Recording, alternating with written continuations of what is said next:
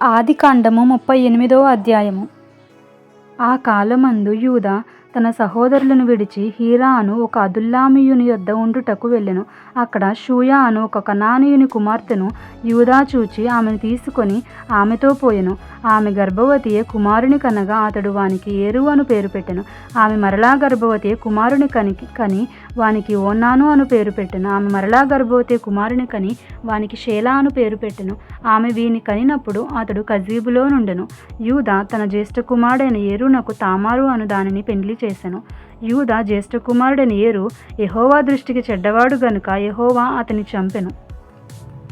అప్పుడు యూదా ఓనానుతో, నీ అన్న భార్య యొద్దకు వెళ్ళి మరిది ధర్మము జరిగించి నీ అన్నకు సంతానము కలుగజేయమని చెప్పెను. ఓనాను ఆ సంతానము తనది కానేరదని ఎరిగి ఆమెతో పోయినప్పుడు తన అన్నకు సంతానము కలుగజేయకుండునట్లు తన రేతస్సును నేలను విడిచెను. అతడు చేసినది యెహోవా దృష్టికి చెడ్డది గనుక ఆయన అతని కూడా చంపెను. అప్పుడు యూదా, ఇతడు కూడా ఇతని అన్నల వలె చనిపోనేమో అనుకొని నా కుమారుడిని షేలా పెద్దవాడగు వరకు నీ తండ్రి ఇంట విధవరాలుగా నుండుమని తన కోడలైన తామారుతో చెప్పెను. కాబట్టి తామారు వెళ్ళి తన తండ్రి ఇంట నివసించెను. చాలా దినములైన తరువాత షూయ కుమార్తె అయిన యూదా భార్య చనిపోయెను.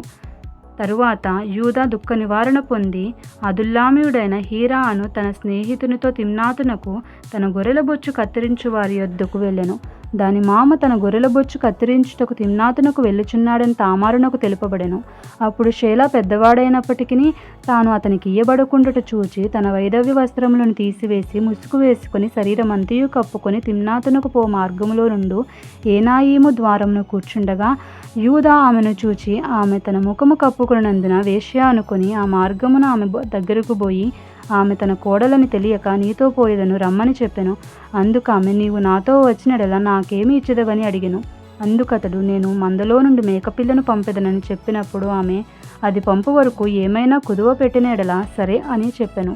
అతడు, నేను నీ యొద్ద ఏమి కుదువ పెట్టవలనని అడిగినప్పుడు ఆమె, నీ ముద్రయు నీ దాని దారమును నీ చేతి కర్రయునని చెప్పెను. అతడు వాటిని ఆమెకిచ్చి ఆమెతో పోయెను. ఆమె అతని వలన గర్భవతి ఆయెను. అప్పుడు ఆమె లేచిపోయి తన ముసుగు తీసివేసి తన వైధవ్య వస్త్రములను వేసుకొనెను. తరువాత యూదా స్త్రీ యొద్ద నుండి ఆ కుదువను పుచ్చుకొనుటకు తన స్నేహితుడు అదుల్లామీయుని చేత మేకపిల్లను పంపినప్పుడు ఆమె అతనికి కనబడలేదు. కాబట్టి అతడు మార్గమందు ఏనాయీము నొద్ద నుండి నా వేశ్య ఎక్కడనున్నదని ఆ చోటి మనుషులను అడగగా వారు, ఇక్కడ వేశ్య ఎవతియూ లేదని చెప్పిరి. కాబట్టి అతడు యూదా యొద్దకు తిరిగి వెళ్ళి, ఆమె నాకు కనబడలేదు మరియు ఆ చోటి మనుషులు ఇక్కడికి వేశ్య ఎవతియూ రాలేదని చెప్పిరని అనినప్పుడు యూదా, మనలను అపహాస్యము చేసెదరేమో, ఆమె వాటిని ఉంచుకొననిమ్ము. ఇదిగో నేను ఈ మేక పిల్లను పంపితిని, ఆమె నీకు కనబడలేదు అనెను. రమారమి 3 నెలలైన తరువాత నీ కోడలకు తామారు జారత్వము చేసెను. అంతేకాక ఆమె జారత్వము వలన గర్భవతి అయినదని యూదాకు తెలుపబడెను. అప్పుడు యూదా, ఆమెకు బయటకు తీసుకొని రండి, ఆమెను కాల్చివేయవలెనని చెప్పెను.